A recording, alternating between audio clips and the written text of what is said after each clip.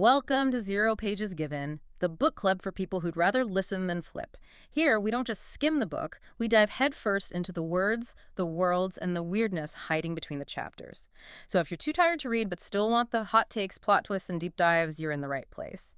Let's press play on today's book. Welcome, everyone, to the deep dive.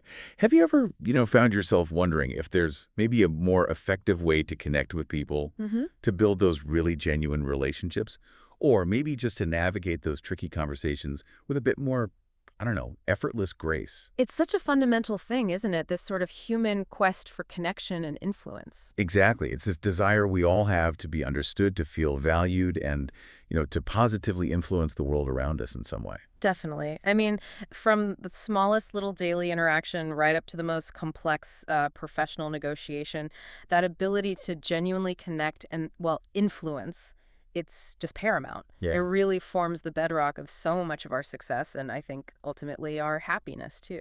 And today we're actually embarking on a deep dive into a book that, promises to unlock those very secrets. It's Dale Carnegie's How to Win Friends and Influence People. Ah, the classic. The classic, indeed. First published way back in 1937. And it had this surprisingly humble start. Can you believe only 5,000 copies were printed initially? Wow, really? That few? Yeah. But what followed was, nothing short of extraordinary.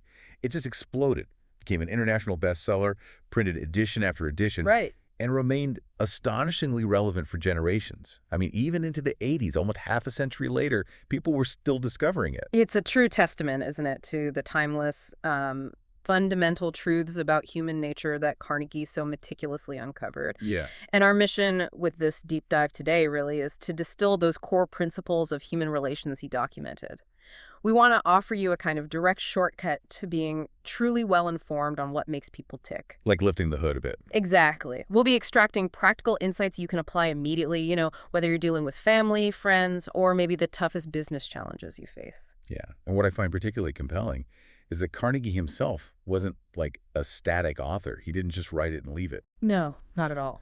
He was a tireless reviser of his own work, constantly updating his courses and books like Effective Speaking, right up until his death in 1955. That dedication, that constant refinement, it really highlights his profound commitment to the practical application of his philosophy. He wasn't interested in just abstract theories, was he? Not at all. He wanted people to actually do better. Right. And he realized something crucial pretty early on during his Effective Speaking courses.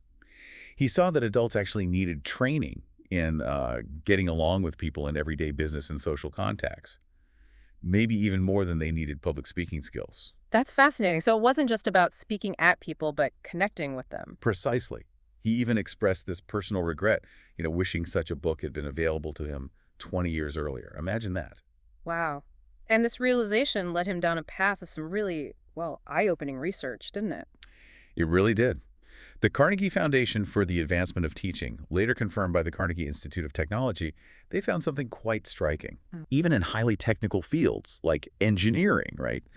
A massive 85% of one's financial success is actually attributed to skill in human engineering, things like personality and the ability to lead people. 85%, that's huge. It is. Only a mere 15% is due to technical knowledge. That just fundamentally shifts your perspective on what truly drives success, doesn't it? Absolutely. It's a powerful indictment, really, of maybe where our educational priorities sometimes lie. It underscores why these principles are so critical. Yeah, we often invest so heavily in technical skills, the hard skills. Right. But the vast majority of our real-world success, our ability to thrive, it hinges on our capacity to navigate that human element. And John D. Rockefeller, the titan of industry, he famously asserted that the ability to deal with people is as purchasable a commodity as sugar or coffee. Wow, that's quite a statement. Isn't it? And he said he would pay more for that ability than for any other under the sun. And yet, it's still surprising, really, that colleges don't widely teach this highest price ability that Rockefeller was talking about. It really is. Yeah. It highlights the enduring value of Carnegie's work, I think, in addressing that unmet need for a practical, actionable wisdom that directly impacts our lives. Absolutely. And Carnegie's preparation for this book, it wasn't superficial at all. It was incredibly rigorous. Oh, yeah. He wasn't content with just skimming the surface. He literally read everything that he could find on the subject. I mean, everything: newspaper columns, ancient philosophers, modern psychologists. Wow. He even hired a trained researcher for a year and a half just to scour libraries, poring over hundreds of articles, countless biographies, trying to understand how great leaders throughout history had effectively dealt with people. That's some serious dedication. And he didn't just stick to the books either, did he? No, he went beyond that.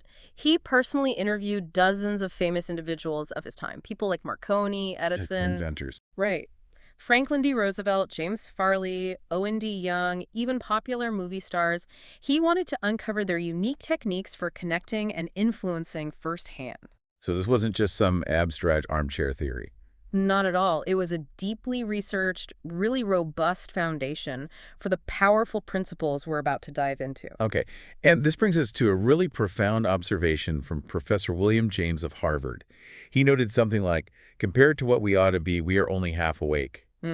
We are making use of only a small part of our physical and mental resources. Exactly. And that insight really resonates here, doesn't it? The purpose of this deep dive, much like Carnegie's book itself, is to help you, the listener, discover, develop, and, well, profit from those dormant and unused assets. Those inherent powers you might habitually fail to utilize. Things we all have but maybe don't tap into. So what does this mean for you listening right now as you engage with these ideas? Well, Bernard Shaw famously put it, didn't he? If a man is only taught, he will never learn anything. Right. It has to be active. Exactly. This isn't about passively absorbing information. We're talking about an active, potentially transformative process. You're not merely trying to acquire knowledge here. Yeah. You are attempting to form new habits, really, to cultivate a new way of living and interacting. A new way of life, as Carnegie put it. Yeah. And that, as we all know, well, it's going to require time, persistence, and some dedicated daily application. Definitely. It's not a quick fix. No, but it's worthwhile. So let's dive into these foundational insights into human nature. Okay, let's unpack this. Carnegie starts with something absolutely fundamental, something that really underpins everything else in his philosophy. Right. He dives right into what he calls the deepest urge in human nature. Any guesses? Well, knowing Carnegie, it's got to be that desire to be important. You got it. The desire to be important. It's a core concept, isn't it? Yeah. Sigmund Freud touched on it with his two motives, the sex urge and the desire to be great. And John Dewey later refined that to simply the desire to be important. But it was William James, I think, who really captured its raw intensity. What did he say?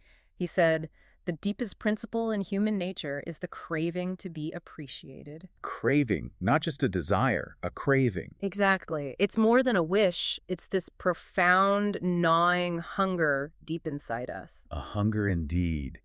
And what's truly striking, Carnegie points out, is how rarely this particular hunger is genuinely satisfied. That's so true. Unlike, say, basic needs like food or sleep, which for many of us are often met. Right. This desire for importance, for appreciation, it often remains perpetually unsatiated for so many people. And because it's such a deep unmet need, those individuals who can genuinely provide it, who can make others feel truly valued and significant, they wield immense influence, don't they? Absolutely. Carnegie even says it's a chief distinguishing difference between mankind and the animals. Yeah. This constant yearning for significance. How does it manifest, though, in everyday life? Oh, in countless ways. Carnegie argues it's the same impulse that inspired Charles Dickens to write his immortal novels, or Sir Christopher Wren to design his amazing architectural symphonies in stone. Wow. It's what drove John D. Rockefeller to amass millions he never even spent. And it often compels, the wealthiest families to build houses far grander than they actually need. Right. That need to make a statement. It's this deep, profound urge to signify, to leave a lasting mark, to be recognized as important in some way. But this desire, it also has a pretty potent dark side, doesn't it? Oh, absolutely. Carnegie doesn't shy away from that.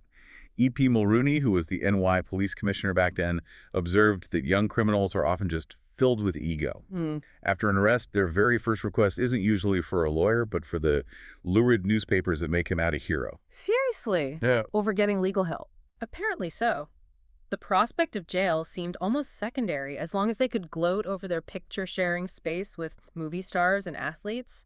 It's the same fundamental need for importance, just pursued through destructive means. That's a crucial distinction, then. The core difference isn't the desire itself, because that seems universal. Right. but the way one chooses to satisfy that feeling of importance. Precisely. Carnegie illustrates this with such a stark contrast. You've got John D. Rockefeller on one hand, getting his feeling of importance by giving millions to build a modern hospital in Peking, China, for poor people he would never even see. Okay. And then on the other hand, you have someone like Dillinger, the infamous bank robber and killer. He proudly declared, "I'm Dillinger," as public enemy number one, getting his feeling of importance through infamy and notoriety. Same desire, radically different paths. Exactly. The desire is universal. The path taken really defines the character. And history is just littered with these vivid, sometimes almost quirky examples, isn't it? Oh, definitely. Carnegie lists quite a few. George Washington, apparently, wanted to be called His Mightiness, the President of the United States. His mightiness. Really? Christopher Columbus pleaded for the title Admiral of the Ocean and Viceroy of India. Catherine the Great wouldn't even open letters unless they were addressed to her Imperial Majesty. Wow, the ego. Even Shakespeare, the mightiest literary figure perhaps of them all, he sought a coat of arms for his family name. It seems no one, regardless of their stature or accomplishments, is immune to this fundamental human craving. And sometimes this pursuit, it can become almost pathological.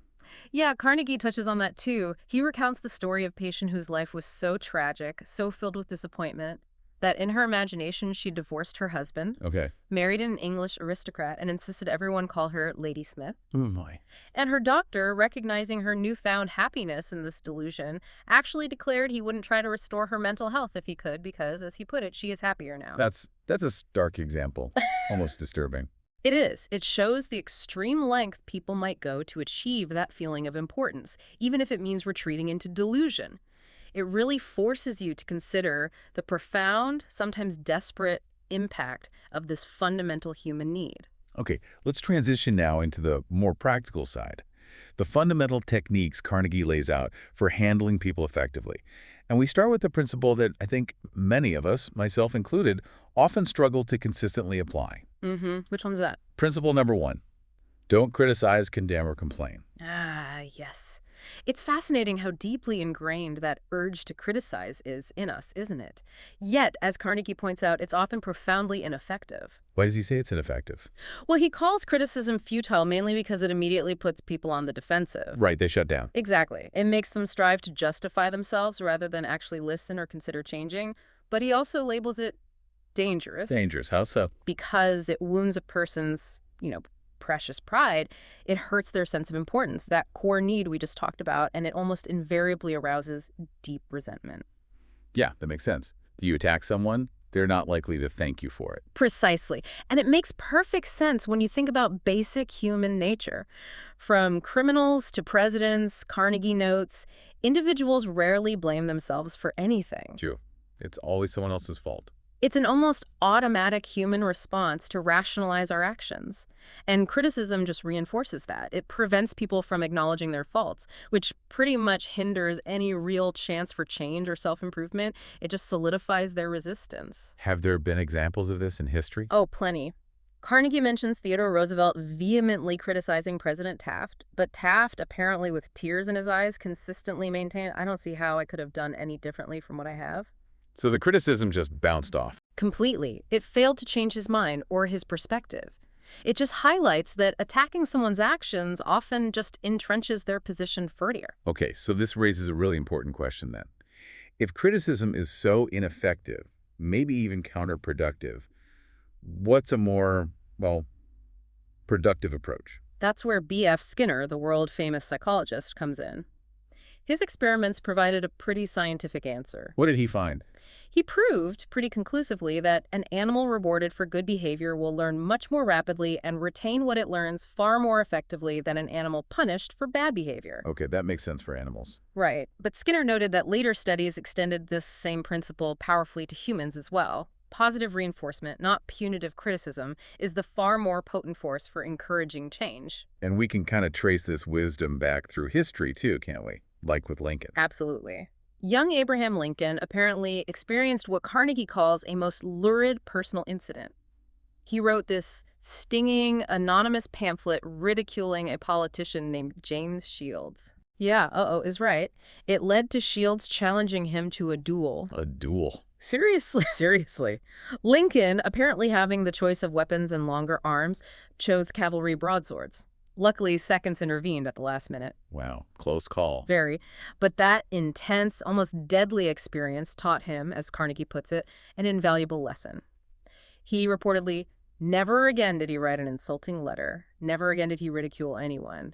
It was this profound personal transformation born from the sting of direct confrontation. And you can really see how that shaped his leadership later, especially during the Civil War. Definitely. Time after time, his generals, McClellan, Pope, Burnside, Hooker, Meade, they blundered tragically. Huge mistakes. Yeah, history remembers those. Yet Lincoln, famously, with malice toward none, with charity for all, mostly held his peace. He frequently quoted, "Judge not, that ye be not judged." When his wife and others criticized Southerners harshly, he would respond, "Don't criticize them, they're just what we would be under similar circumstances." He had this deep understanding that empathy and restraint were far more powerful tools than blame. There's that famous story about Gettysburg, too, right? After the battle. Yes, a poignant example. Lincoln was absolutely furious when General Meade disobeyed his direct orders to attack Lee's trapped and retreating army. Lee escaped across the Potomac. The huge missed opportunity. Massive. Lincoln drafted this scathing letter to Meade, just pouring out his despair and frustration. But then he stopped. He didn't send it. He didn't send it. He learned from, as Carnegie says, bitter experience that sharp criticisms and rebukes almost invariably end in futility. So he put the letter aside. He chose restraint, understanding that even justified anger rarely leads to productive outcomes. That's real wisdom in leadership. It is. Theodore Roosevelt later said that when he, as president, faced a perplexing problem, he'd often look at a portrait of Lincoln in the White House and ask himself, what would Lincoln do if he were in my shoes? A great model to emulate. Indeed. Maybe we should all carry a $5 bill and ask that question more often. Huh. Good point. So, okay, if direct criticism is off the table, what's the alternative? What's principle number 2? Principle number 2 is essentially the positive flip side. Give honest and sincere appreciation. Ah, back to that core need. Exactly. It brings us right back to William James's craving to be appreciated, which we discussed earlier. Now, Carnegie is very, very clear here. This is distinct from mere flattery. Right. There's a big difference. A huge difference. Flattery, he warns, is shallow, selfish, and insincere. And it seldom works with discerning people. People can usually smell it a mile off. Yeah, feels cheap. It does. Genuine appreciation, however, he says, comes from the heart. It's authentic, and it functions as a kind of legal tender that all souls enjoy. People feel the difference, and they value it immensely. It's like a neglected virtue, isn't it? Something we maybe don't do enough. Very much so. And it has the power to truly transform relationships and performance because it constructively fuels that inherent desire for importance. It fills that fundamental human hunger we all have.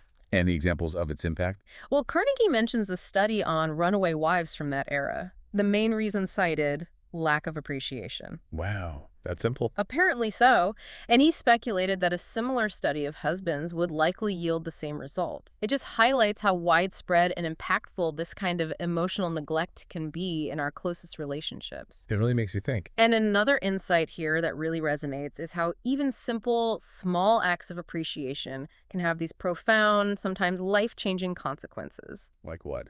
Consider the incredible story Paul Harvey shared on his show, The Rest of the Story, about Stevie Wonder. Oh, yeah. When Stevie was a young, blind student named Stevie Morris in Detroit, a teacher noticed his remarkable hearing. Instead of ignoring it, she genuinely appreciated it.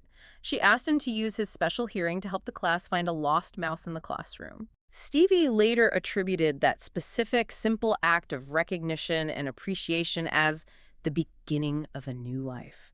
It was a pivotal moment that set him on the path to becoming the global music icon we know today. That's incredibly powerful, just from acknowledging a unique ability. Exactly. It shows these aren't just polite suggestions.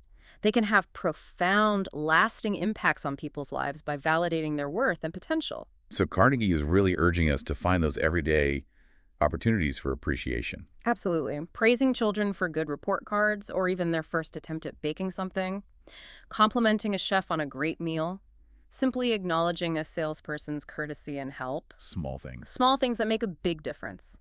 Everyone, he stresses, from top professionals to family and friends, they all hunger for appreciation. Yeah. It's a universal currency of goodwill. There was an example with a janitor, too. Yes, Pamela Dunham, one of Carnegie's course attendees. She transformed the performance of a janitor who was doing a very poor job and getting jeered at by other employees. What did she do? Instead of joining in the criticism, she consciously looked for his good points and praised them sincerely.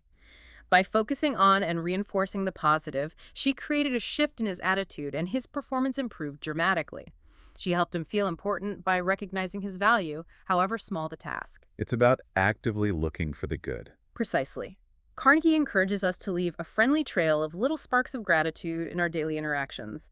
He promises that they will set small flames of friendship in their wake. I like that image. Sparks of gratitude. And Ralph Waldo Emerson provides a perfect mindset for this, doesn't he? Every man I meet is my superior in some way, in that I learn of him. Yeah, that sets you up to find something to appreciate. It's about consciously looking for the good, always, in everyone you meet. Okay, let's move on now to part 3 of the book, which explores 6 very practical ways to genuinely make people like you. And the first principle might seem a bit counterintuitive at first, but Carnegie insists it's absolutely foundational. What is it? Principle 1. Become genuinely interested in other people. Ah, yes. The golden rule, really, stated so clearly by Carnegie. He says, you can make more friends in 2 months by becoming genuinely interested in other people than you can in 2 years by trying to get other people interested in you. That really flips the usual script, doesn't it? It completely does. Conventional wisdom often tells us to try and impress others, talk about our achievements, boast a little, try to make ourselves interesting. Right? Make them interested in me. But Carnegie argues that often trying to get people interested in you simply fails or feels hollow. True friendship, true influence, he says, doesn't stem from self-promotion. It comes from an authentic, sincere interest in them. He uses his dog as an example, right? Yeah, it's a lovely anecdote. His childhood dog, Tippy.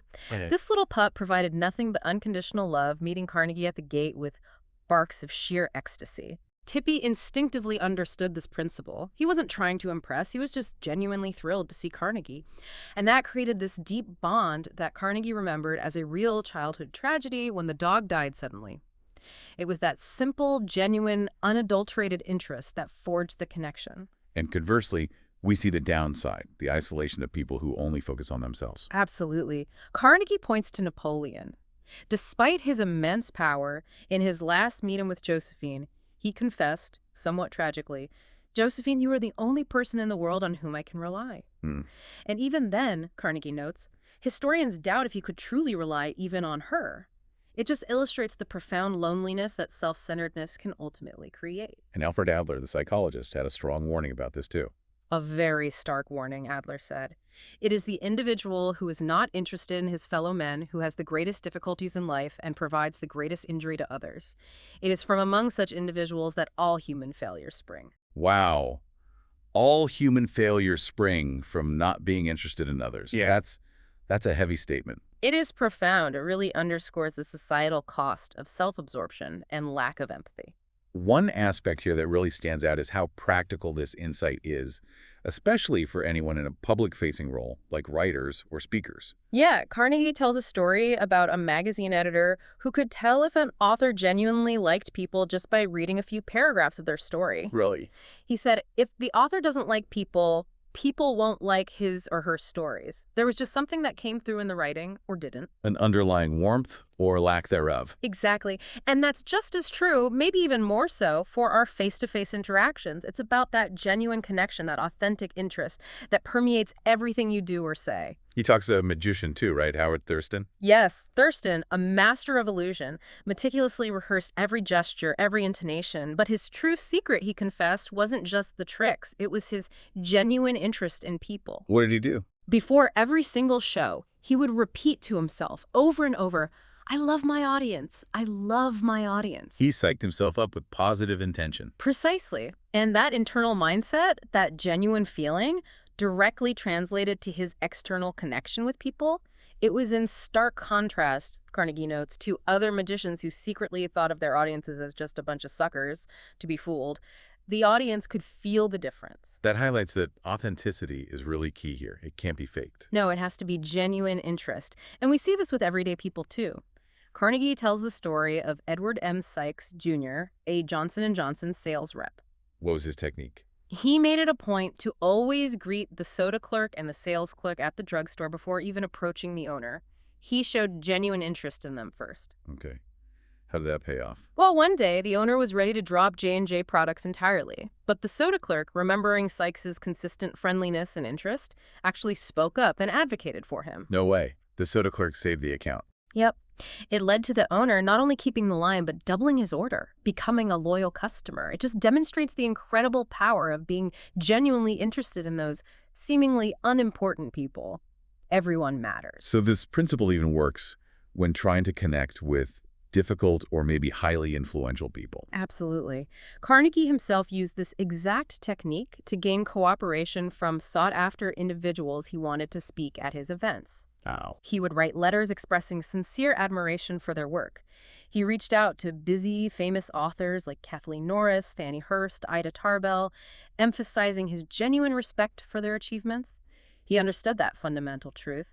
All of us, be we workers in a factory, clerks in an office, or even kings upon a throne, all of us like people who admire us. It taps into that need for appreciation again. Exactly. And think about Jim Farley, FDR's campaign manager. Part of his success in putting Roosevelt in the White House was his legendary memory system. He remembered names, right? Oh, much more than names.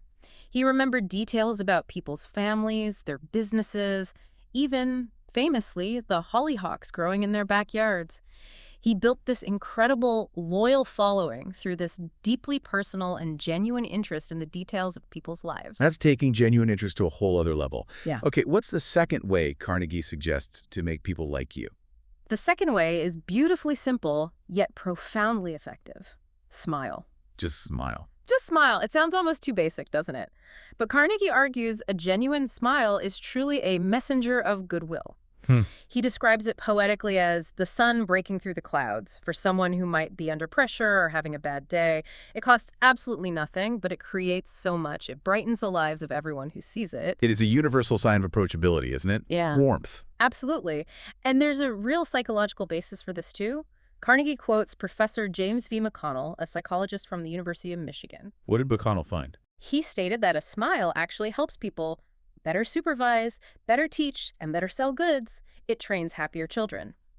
He emphasized that a smile conveys more positive information than a frown does. It makes encouragement far more effective than punishment. Interesting. So it impacts effectiveness, not just mood. Right. And even when it's unseen, its effect can be powerful. Think about telephone companies. In their phone power training programs, they specifically train operators to smile when talking on the phone. Why? The caller can't see them. Because, they found, the smile comes through in your voice. Really? Yeah. Carnegie tells a story about Robert Cryer, a computer department manager, trying to recruit a PhD candidate who had lots of offers. Oh. The candidate chose Cryer's company, telling him later it was because his voice on the phone sounded as if you were glad to hear from me, unlike the other managers who sounded cold, businesslike. That subtle difference in vocal tone, often generated by an unconscious smile, made all the difference in landing that candidate. That's incredible. A smile you can hear. And it works for personal transformation too, right? Yeah. There's a story about a broker. Yes, a broker Carnegie calls Bill, who worked on Wall Street. He decided, as an experiment, to force himself to smile every day for a week. How did that go? Well, his wife was initially bewildered, then shocked, but within just 2 months, he reported their home life had more happiness than during the entire past year. Wow. Just from smiling more. Apparently so. He found everyone started smiling back at him, grievances and complaints were resolved more easily, and a colleague even confessed he'd initially thought Bill was a terrible grouch before the smiling experiment began. It shows the power of taking that proactive step towards positivity. It ties back into that William James idea again, doesn't it? Action and feeling going together. Exactly. James's insightful advice. Action seems to follow feeling, but really action and feeling go together, and by regulating the action, we can indirectly regulate the feeling. So even if you don't feel like smiling. Right. Forcing one, or whistling, or humming a cheerful tune can actually induce the feeling of cheerfulness. It's a powerful feedback loop. It proves that happiness often depends more on our inner conditions, on controlling our thoughts and actions, rather than solely on outward circumstances. Makes sense. Yeah. Okay, moving to principle number 3. This is one I think gets overlooked a lot in our busy, fast-paced lives. What is it? Remember that a person's name is to that person the sweetest and most important sound in any language. Ah, yes. So simple, yet so powerful. This simple act of using someone's name is incredibly effective in making them feel important, recognized, and building goodwill. Why do people struggle with it so much then? Remembering names. Carnegie suggests most people fail to remember names simply because they don't make the conscious effort. It requires concentration, association, repetition techniques to fix names indelibly in their minds. But the payoff, as he illustrates, is immense, both personally and professionally. He uses Andrew Carnegie, the steel magnate himself, as an example here too, right? Back when he was a boy. Yeah, it's a great story. As a boy in Scotland, young Andrew had a mother rabbit, but no food for her babies. Oh dear. So he had an idea. He told the neighborhood children that if they brought back enough clover and dandelions to feed the rabbits, he would name the baby rabbits in their honor. Clever kid. Did it work? Like magic. And he applied this exact same psychology years later in big business. He wanted to sell steel rails to the Pennsylvania Railroad. The president was J. Edgar Thompson. Okay. So Andrew Carnegie built a huge new steel mill in Pittsburgh, and what did he name it? The Edgar Thompson Steel Works. No. He named the mill after the railroad president. He did. And Carnegie asks, where do you think J. Edgar Thompson bought his steel rails after that? From the Edgar Thompson Steel Works, I presume. You presume correctly. It's a classic example of appealing directly to someone's sense of importance, their ego, just by using their name in a significant way. That's brilliant, if a bit calculating. Yeah. But it shows the power. It does. And even in more modern business, Benton Love, who is chairman of Texas Commerce Bank Shares, underscored this. He stated flatly that the executive who tells me he can't remember names is at the same time telling me he can't remember a significant part of his business and is operating on quicksand. Strong words. Very. And think about Karen Kursek, the TWA flight attendant Carnegie mentions. She made it a regular practice to learn and use passengers' names during flights. Did people notice? Absolutely. It led to numerous compliments on her service and increased loyalty to the airline. One passenger wrote specifically, "Your company sees its clients first and foremost as individuals, and that matters a lot to me." Just using a name conveyed that individual recognition. Even FDR did this, right? Despite being incredibly busy. Yes, Franklin D. Roosevelt, even as president, took the time to remember and recall names. He even remembered the names of mechanics who delivered his specially equipped car, sending them autographed photos and personal notes. That's taking the time. He recognized this was one of the simplest, most obvious, and most important ways of gaining goodwill. This practice of remembering and using names truly works magic across all levels of human interaction. It makes people feel seen, valued, important. Okay, principle number 4 for making people like you. This one feels crucial in today's distracted world. What is it? Be a good listener. Encourage others to talk about themselves. Ah, yes. This principle connects directly back to that core insight about the fundamental desire to be important, doesn't it? How so? Carnegie puts it starkly, almost brutally. The people you are talking to are 100 times more interested in themselves and their wants and problems than they are in you and your problems. Ouch. But probably true. Probably very true. He goes even further, saying that a person's own toothache means more to that person than a famine in China, which kills 1 million people. It sounds harsh, but it highlights the intensity of our self-focus. So people who only talk about themselves are missing the mark. Completely. Carnegie quotes Dr. Nicholas Murray Butler, the longtime president of Columbia University, saying such people are hopelessly uneducated in the art of human connection. They haven't learned this basic principle. And it's so true, isn't it? When you encounter someone who truly listens, who gives you their full attention, it feels like one of the highest compliments they can pay you. Absolutely. It allows the other person to expand their ego, as Carnegie puts it. It makes them feel profoundly valued, heard, and respected.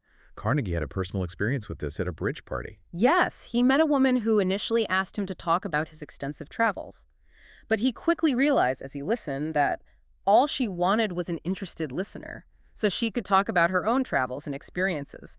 So he simply obliged, asking interested questions and letting her talk. And she probably thought he was fascinating. Exactly. He had a similar, even more powerful experience at a dinner party where he ended up sitting next to a distinguished botanist. Carnegie knew nothing about botany, but he listened intently for hours as the man spoke passionately about exotic plants and experiments.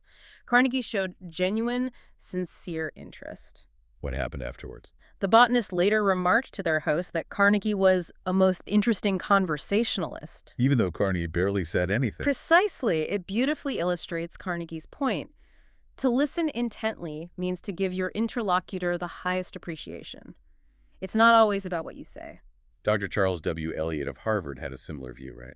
Yes, Eliot, Harvard's famous president, noted, there is no secret to success in business negotiations. Exclusive attention to the person who is speaking to you is very important. Nothing else is so flattering as that. Exclusive attention, that's key. And Henry James observed Eliot's own listening style as not mere silence, but a form of activity. He listened with his eyes as well as his ears, fixing his attention, making the person speaking feel that he had had his say. That's powerful.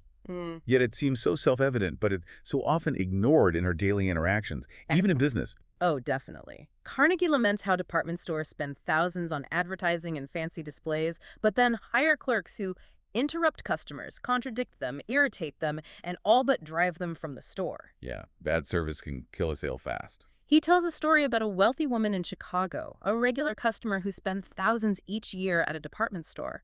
She almost stopped shopping there entirely because the sales clerk just wouldn't listen properly to her complaint about a torn coat lining. A simple failure to apply a fundamental human principle nearly cost them a valuable customer. It shows the real cost of not listening. And this principle of listening, it can even win over deeply entrenched hostility. There's a dramatic story about the New York Telephone Company. Oh, yeah. What happened? They had this customer Carnegie calls a chronic kicker. This guy cursed, raved, threatened lawsuits, refused to pay bills, filed numerous complaints with the Public Service Commission. He was their most troublesome customer. Sounds like a nightmare. Totally. So the company sent one of their most skillful troubleshooters, a manager, to deal with him. What did the manager do? Argue back.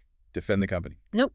He just listened. He let the man talk and talk and talk. For nearly 3 hours on the first visit. He came back 3 more times over the following weeks and just listened patiently, sympathetically, as the customer vented all his grievances, spewing, as Carnegie puts it, the poison out of his system. Just listened for hours. That takes patience. Incredible patience. But the result, the customer's whole attitude changed. By the end, not only had he paid all his bills, but he actually became a founder, and apparently the sole member, of a Telephone Subscribers Protective Association to champion the phone company, with the Listen manager as his partner. You're kidding. From worst enemy to biggest fan. Exactly.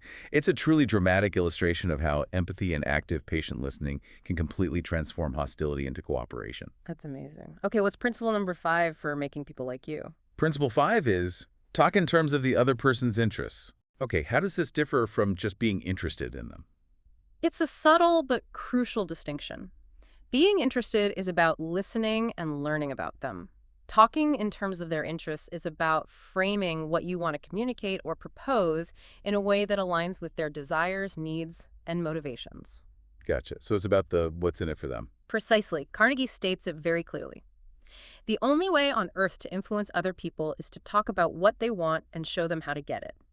This requires pausing before you speak and asking yourself, how can I make the person I'm talking to want to do this?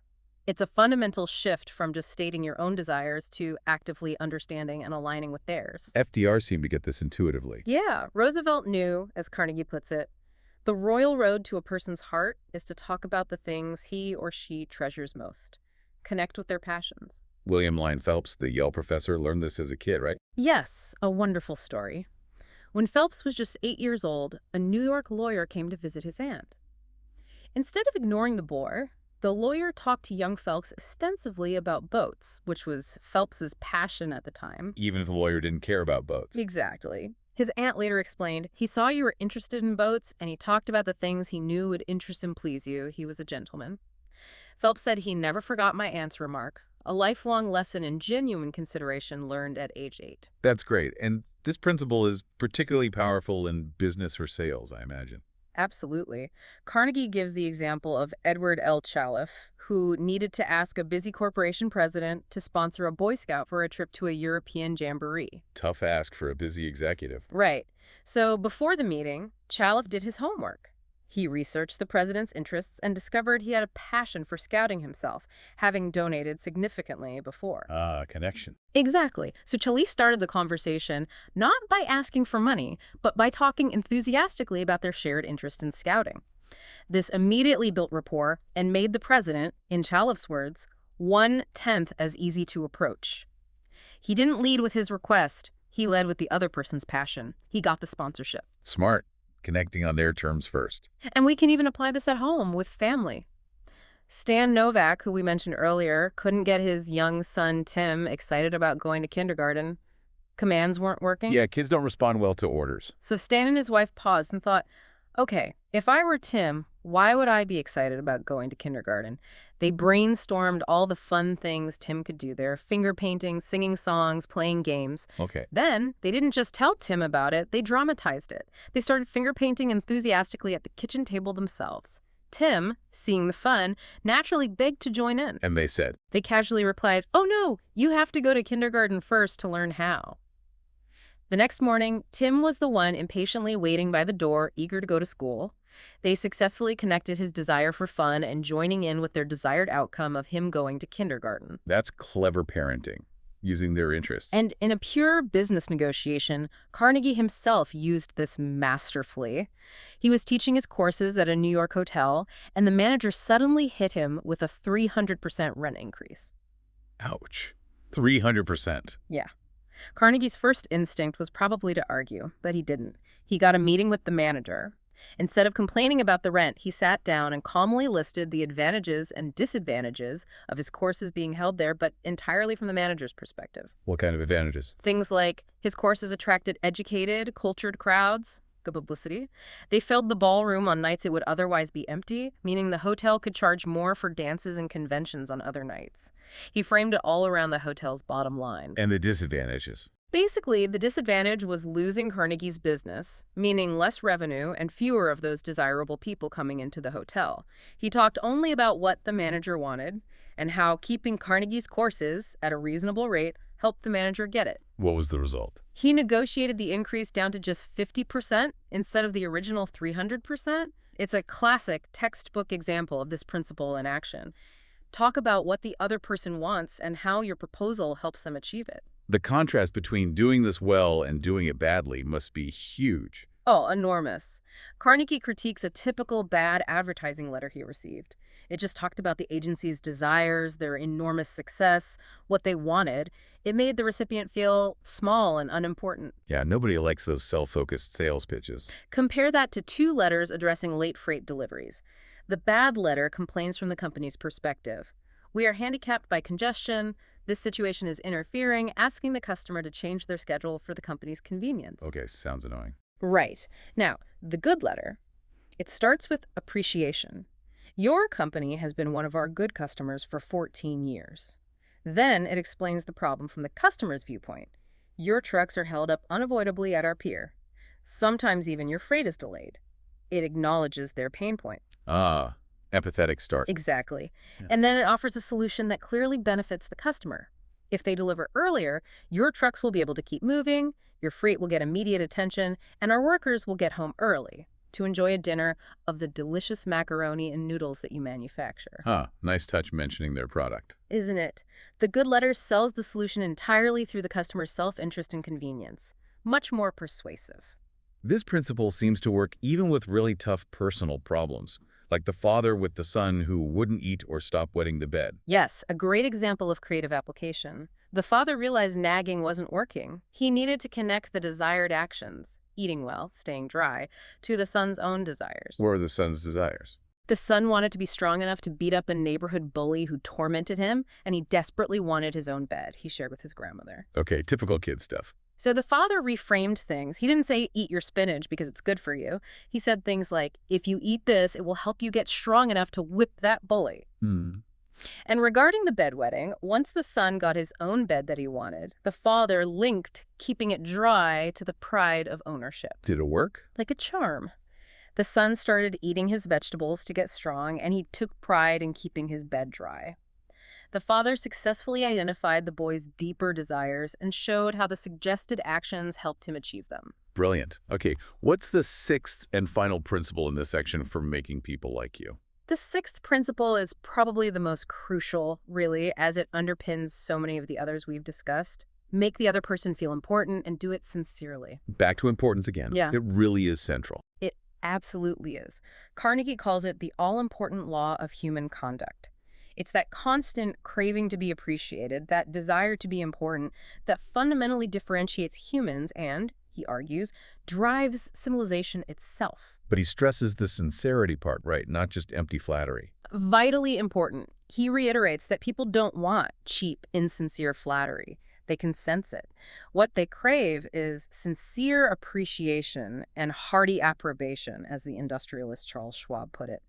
This principle applies, Carnegie insists, all the time, everywhere, because everyone, at their core, wants to feel significant, valued, important. I love the story Carnegie tells about David J. Smith handling that situation at a charity concert. Oh, yeah, with the two elderly ladies. Exactly. They were apparently fighting tooth and nail over who was in charge of the refreshment stand. Could have gotten ugly. Right. How did Smith handle it? He diffused the whole situation, not by taking sides or trying to mediate the dispute directly, but by making both ladies feel important. He went to each one separately, acknowledged their specific roles and contributions, sincerely thanked them for their hard work, and praised their efforts. So he validated both of them individually. Exactly. And the result. They stopped fighting and started cooperating enthusiastically. He transformed the conflict into collaboration simply by making each person feel genuinely important and appreciated. That's masterful people skills right there. And then there's the story about George Eastman, the founder of Kodak. Yes, another fascinating example. Here's a man of immense wealth, incredible accomplishments. Kodak, the Eastman School of Music, major philanthropy yet. Carnegie notes, he craved little recognitions, even as you and I. He still had that fundamental human need. So how did that play out? Well, a man named James Adamson wanted a large order for theater chairs for Eastman's new buildings.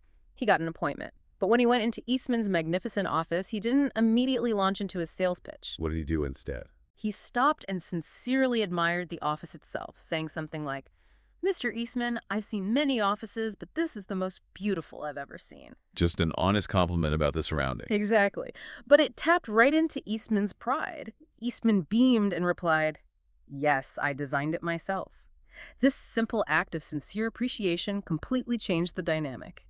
Eastman then proudly gave Adamson a full tour, showed him his childhood mementos, talked about his mother and his philanthropy, even showed him some cheap chairs he himself had bought and painted as a boy. All because Adamson made him feel important by admiring his office. Precisely. They talked for hours. Adamson got the $90,000 order, a huge sum back then, and became a lifelong friend of Eastman's. It all started with making Eastman feel important through genuine, sincere admiration, not about the chairs initially, but about something he valued. That's incredible. And it's a powerful reminder, isn't it, that this isn't just about grand gestures. It can be small, sincere moments. Absolutely. Disraeli, who was one of the shrewdest men ever to rule the British Empire, summed it up perfectly and simply. "Talk to people about themselves," he said, "and they will listen for hours." An undeniable truth about human nature. When you elevate another person, make them feel heard and important, you elevate the entire interaction. All right, let's pivot now to part 4 of the book, which focuses on how to win people to your way of thinking. This gets into persuasion and influence. And our first principle here is a big one, maybe one that challenges some deeply ingrained habits for many of us. Okay. Principle number 1, the only way to get the best of an argument is to avoid it. Ooh, that is a tough one. It seems incredibly counterintuitive, doesn't it? Especially in our culture, which often seems to thrive on debate and confrontation. Right. We want to prove our point. We do. But Carnegie is absolutely unequivocal. He states, 9 times out of 10, an argument ends with each of the contestants more firmly convinced than ever that he is absolutely right. So nobody actually changes their mind. Rarely. And here's the kicker, the part that really makes you think. Even if you manage to tear the other person's argument apart and win, Carnegie says you make the other person feel inferior, you hurt their pride, and in that crucial sense, you lose it. Because you damage the relationship. Exactly. You might win the point, but lose the person. As the old saying goes, a man convinced against his will is of the same opinion still. That's a tough pill to swallow, especially when you feel you're objectively, factually right. It is. But Carnegie argues that antagonism just doesn't persuade. He quotes Buddha, saying, "Hatred is never ended by hatred, but only by love, or in this context, by tact, diplomacy, conciliation, and a sympathetic desire to see the other person's viewpoint." It calls for a fundamentally different, less combative approach. Did Carnegie have a personal experience that taught him this? Oh, yes, a powerful one, he recounts. He was at a banquet in London honoring Sir Ross Smith. During dinner, the man next to him told a humorous story that hinged on the, quote, "There's a divinity that shapes our ends, rough hew them how we will." Okay, a Shakespeare quote. Right, from Hamlet. But the storyteller mistakenly attributed it to the Bible. Carnegie, wanting to show his knowledge, corrected him publicly, pointed out it was from Shakespeare. Uh-oh. How did that go over? The storyteller was stunned, affronted. His belief was shaken. Sitting opposite Carnegie was an old friend, Frank Gammon, who had devoted years to studying Shakespeare. Gammon subtly kicked Carnegie under the table The signal. and then said aloud, "Dale, you are wrong. The gentleman is right. It is from the Bible." Later, Gammon explained, "Yes, Dale, it's from Hamlet. But we were guests at a festive occasion. Why prove to a man he is wrong? Is that going to make him like you? Why not let him save face?" Carnegie said that taught him a sorely needed lesson against arguing just to be right. Wow. Letting it go for the sake of harmony, that takes discipline. It does. But this shift in perspective can be transformative, especially in professional settings like sales.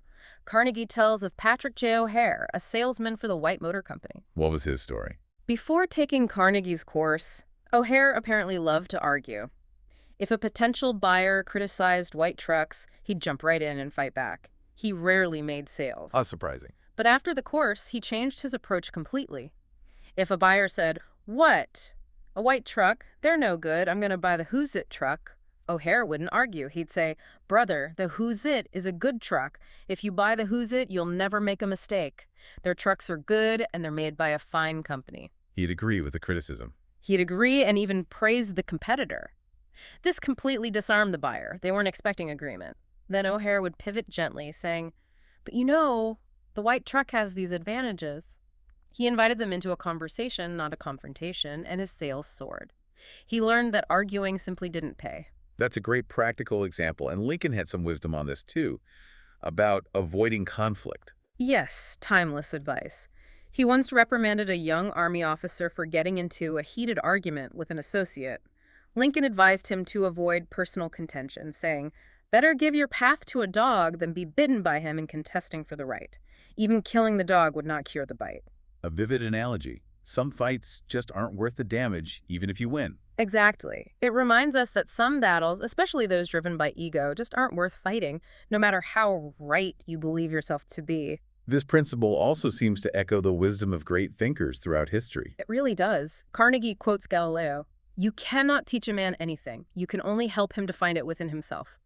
If you attack someone's beliefs, they won't find anything within themselves except defensiveness." Good point. And Lord Chesterfield advised his son, "Be wiser than other people if you can, but do not tell them so." Subtlety over confrontation. And Socrates. Socrates famously repeatedly proclaimed, "One thing only I know, and that is that I know nothing." This profound humility is the opposite of the argumentative spirit. These all reinforce the idea that humility and respect are more persuasive than assertion and attack. There's a psychological reason why attacking ideas doesn't work. Right. Something about self-esteem. Yes. James Harvey Robinson explained this beautifully in his book, The Mind in the Making. He points out that people deeply resent being told they are wrong because it threatens their self-esteem. It is obviously not the ideas themselves that are dear to us, he wrote, but our self-esteem, which is threatened. So it feels personal. Extremely personal. Robinson emphasizes the profound power of the simple word, my dinner, my dog, my house, my beliefs, my God. We are protective of anything we perceive as ours, including our opinions. Attacking the opinion feels like attacking us. Carl Rogers added to this, didn't he? About our first reaction being judgment. Yes, Rogers, in On Becoming a Person, observed that our first reaction to most statements made by others is usually evaluation or judgment, rather than a genuine effort to understand. Very rarely, he wrote, do we permit ourselves to understand precisely what the meaning of the statement is to the other person. This immediate tendency to judge rather than understand is what fuels so many pointless arguments. Benjamin Franklin learned this lesson too, didn't he? He wasn't always so diplomatic. No, apparently in his youth, Franklin was quite argumentative and, frankly, rather tactless.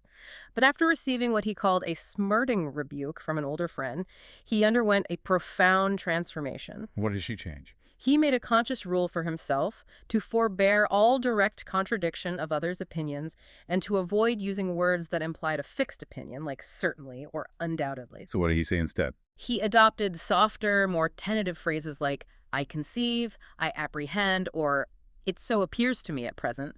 He found this made his conversations flow more pleasantly, and his own opinions gained readier reception because he wasn't putting people on the defensive. It helped transform him into one of the most skilled diplomats in American history. That's a remarkable turnaround. Okay, so principle number 2 is closely related to avoiding arguments, right? Yes, it flows directly from it. Show respect for the other person's opinions. Never say, you're wrong, Even if they are wrong. even if they are demonstrably factually wrong, because, as we just discussed, telling someone directly you're wrong is one of the surest ways to trigger their defensiveness and shut down any possibility of productive conversation or persuasion. It attacks their self-esteem again. Exactly. People are inherently prejudiced and biased, Carnegie reminds us, holding on to beliefs often for emotional reasons tied to their ego. Attacking their ideas feels like a personal attack. Showing respect for their viewpoint, even while disagreeing, creates an opening for dialogue rather than demanding surrender. Carnegie had that experience with a policeman in the park, didn't he? Where admitting fault worked better than arguing. Yes, a perfect illustration. He was caught walking his little dog, Rex, in Forest Park without a leash, which was illegal. The mounted policeman confronted him. What did Carnegie do? Argue that the dog wasn't hurting anyone? His first impulse might have been to, but instead he immediately went on the offensive against himself. He said something like, "Officer, you've caught me red-handed. I'm guilty. I have no excuses." He immediately agreed with the policeman, admitted he was wrong, and emphatically took the officer's side, saying the law should be enforced. He disarmed him completely. Totally. The policeman, expecting an argument and maybe enjoying the chance to assert his authority, was left with no fight. His own desire for importance was satisfied because Carnegie admitted it. The officer's tone softened. He pointed out the dog wasn't really hurting anyone. So what happened? Did Carnegie get a ticket? No.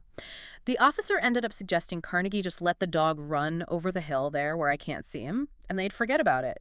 Admitting fault quickly and emphatically elicited mercy and understanding far more effectively than any argument could have. That's brilliant. And there was an artist who used this too, Ferdinand Warren. Yes, Ferdinand Warren, a commercial artist, used this approach brilliantly with a notoriously picky art director who frequently found fault, often unfairly. What did Warren do when criticized? One time, the director stormed in, angry about a rush job Warren had just completed. Instead of defending his work, Warren immediately said, with conviction, "Mr. So-and-so, if what you say is true, I am at fault and there is absolutely no excuse for my blunder. I have been doing drawings for you long enough to know better. I'm ashamed of myself." Wow, taking full blame emphatically. Totally. The director was stopped in his tracks. The wind was completely taken out of his sails. He mumbled that it wasn't that bad, assured Warren it was just a minor detail, praised his work overall, took him out to lunch, and gave him another commission right afterward. He simply couldn't continue to be critical when met with such immediate, emphatic self-blame. It deflates the anger right away. Which leads us perfectly into the third principle, doesn't it? This feels like a really humbling one, but maybe incredibly powerful. It is Principle 3. If you are wrong, admit it quickly and emphatically. Not just admit it, but do it quickly and emphatically. Yes, the speed and conviction matter. One insight that really stands out here is that admitting your errors doesn't just clear the air of guilt and defensiveness, although it certainly does that. It also often helps solve the problem created by the error, and counterintuitively, perhaps, it can dramatically win respect. How does admitting fault win respect? Because it takes courage and character. It shows humility and responsibility.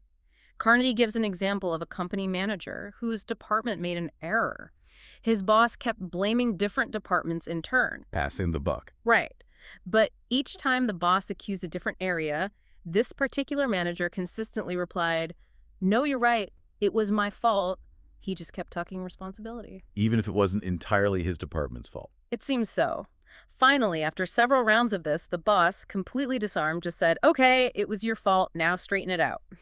The manager reported feeling great afterward, and he earned his boss's lasting respect for taking full, unequivocal responsibility instead of playing the blame game. That's taking ownership. And Robert E. Lee did this too, right? After Gettysburg. Yes, one of history's most poignant and powerful examples of this principle. After the catastrophic failure of Pickett's charge at Gettysburg, General Lee didn't hide or blame his subordinates. He rode out alone to meet his defeated, retreating troops. What did he say? He took full personal responsibility. He said things like, "All this has been my fault. I and I alone have lost this battle." Carnegie notes that few generals in history have possessed the courage and character to admit that level of personal fault so openly, especially in the face of such devastating failure. It was an act that undeniably cemented his men's enduring loyalty and admiration, even in defeat. Wow. Okay, let's move to the fourth principle in winning people to your way of thinking. This one feels foundational to setting the right tone. Principle 4, begin in a friendly way. Yes. Back to basics, but so fundamental. Carnegie famously quotes an old maxim, "A drop of honey catches more flies than a gallon of gall." True. If you genuinely want to win someone over to your cause, your way of thinking, Carnegie insists you must first convince him that you are his sincere friend. Hostility, anger, criticism, they just breed more of the same. Friendliness, however, disarms, builds rapport, and creates an open atmosphere for discussion and potential cooperation. Woodrow Wilson had a good analogy for this, didn't he? Yes, a very apt one. Wilson said something like, "If you come at me with your fists doubled, mine will double as fast as yours. But if you come to me and say, 'Let us sit down and take counsel together, and if we differ, understand why we differ,' we will presently find that we are not so far apart after all." It's about consciously setting the stage for collaboration rather than immediately triggering that fight-or-flight confrontational response. Exactly. And John D. Rockefeller demonstrated the power of this approach in a truly remarkable way during a bitter, violent 2-year coal strike in Colorado. That sounds like a tough situation. Extremely tough. The miners hated Rockefeller. He was seen as the enemy. But instead of sending in more guards or issuing threats, Rockefeller went out there himself. And he spent weeks making friends. He visited the miners' homes, talked to their families, listened to their grievances with genuine sympathy. He invested time in building rapport first. Weeks of it. Only after establishing that friendly foundation did he address their representatives. And his speech was apparently a masterpiece of conciliation. It began by praising their peaceful conduct, referring to our company and our mutual interests, speaking as a partner, not an adversary. How did the miners react? He presented the facts of the situation in such a friendly, sympathetic manner that they actually went back to work without even arguing further for the wage increases they had fought and died for. It's a truly profound demonstration of turning bitter enemies into admirers, primarily through that initial, sustained, friendly, and empathetic approach. That's incredible. It really is about disarming potential conflict right from the very beginning. It is. It reminds me, as Carnegie does, of that classic Aesop's fable about the sun and the wind. Oh, yeah. Which one is that? They had a quarrel about which was stronger. The wind boasted, "I'll prove I am. See that old man down there with a coat? I bet I can get his coat off him quicker than you can." Okay, a challenge. So the wind blew with all its might, a cold, harsh blast. But the harder it blew, the tighter the man clutched his coat around him. Finally, the wind gave up. Then the sun came out from behind a cloud and just shone warmly and gently on the old man. Yeah. Very soon, the man mopped his brow and pulled off his coat. The sun then told the wind that gentleness and friendliness were always stronger than fury and force. Friendliness, like the sun, is almost always more persuasive in the long run. A timeless lesson. Okay, let's move to the fifth principle. This one delves into a really fascinating psychological pattern, getting people on your side from the start. Right. Principle 5 is get the other person saying yes, yes immediately. The yes, yes technique. How does that work? It's a powerful technique based on understanding psychophysiology, yet Carnegie notes it's so often neglected. When a person says no and really means it, their entire body, their entire organism, glandular, nervous, muscular, gathers itself together into a condition of rejection. Their whole system literally sets itself on guard against acceptance. Okay, a physical resistance. Exactly. Conversely, when a person says yes, the organism is in a forward-moving, accepting, open attitude. There's less tension, more receptivity. So the more yeses you can get right at the outset of a conversation, even on minor points, the more likely you are to succeed in your ultimate proposal because you're building this psychological momentum of agreement. Whereas starting with disagreement just digs the heels in deeper. Precisely. People so often antagonize others right from the start by leading with points of contention, making it incredibly hard to change their minds later once that no response has been triggered. Carnegie gives an example of a bank teller using this. Yes, James Eberson, a teller at Greenwich Savings Bank. A man came in wanting to open an account but refused to fill out certain standard information on the application form. Okay. A difficult customer. Right. Now, Eberson could have insisted, cited bank policy, argued, but he didn't. He used the yes-yes approach. He first agreed with the man, saying the information he was withholding wasn't absolutely necessary. Got his first yes by agreeing. Smart. Exactly. Then Eberson asked, however, suppose you have money in this bank at your death. Wouldn't you like the bank to transfer it to your next of kin, who is entitled to it according to law? The man replied, yes, of course. Second, yes. Right.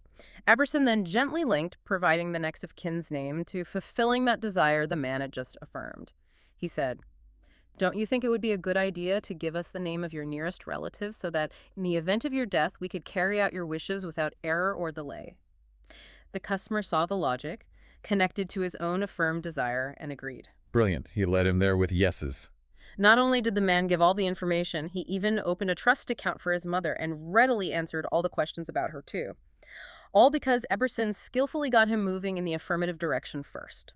And there was an engineer at Westinghouse who used this, too, with motors overheating. Yes, another great example from a salesman named SR. An engineer at a company they'd just sold motors to was really unhappy, complaining the motors were running too hot. I can't put my hand on them, he protested. Okay, sounds like a problem. Did SR argue about the specs?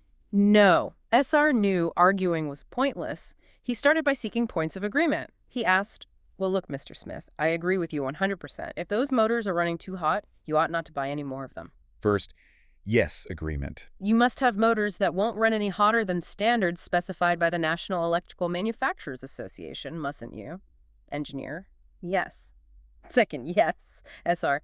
The association's standard temperature rise is 72 degrees Fahrenheit above room temperature, isn't it? Engineer. Yes. Third, yes. Building momentum. SR. What is the temperature of your motor room, engineer? About 75 degrees Fahrenheit. SR. Well, if the room temperature is 75 degrees and you add the standard 72 degrees, that makes a total of 147 degrees Fahrenheit. Wouldn't you scald your hand if you held it under a 147-degree faucet? Engineer. Yes. Another yes. Leading him gently to the conclusion. Exactly. SR then suggested gently, well then, wouldn't it be a good idea not to put your hands on the motors? The engineer had to agree. Yes, I guess you're right. The complaint evaporated. SR walked away, not only having resolved the issue without argument, but having secured a $35,000 order for more equipment shortly after. He learned that arguing doesn't pay, but getting yes, yes definitely does. Socrates knew this thousands of years ago, didn't he? The Socratic method. Absolutely. His famous method of inquiry was based entirely on getting yes, yes responses. He understood that the only way to gently guide someone to a new understanding was to start from common ground, asking questions that elicited agreement. And there's that Chinese proverb Carnegie quotes, too. Yes, a beautiful piece of ancient wisdom on human nature. He who treads softly goes far. It really highlights how deeply these principles of gentle persuasion are ingrained across cultures and time. Treading softly often means starting with agreement. Okay, principle number 6.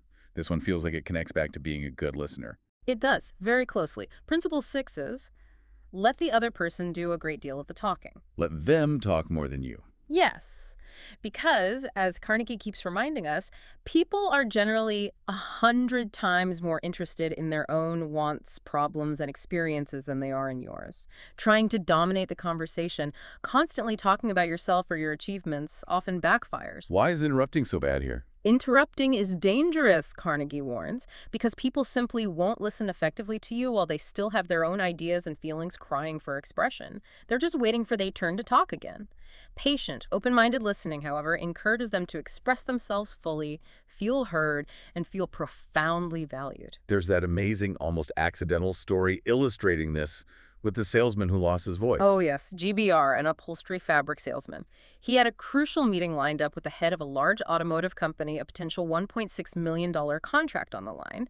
But on the day of the meeting, he came down with severe laryngitis. He could barely whisper. Terrible timing. What did he do? He had to go anyway.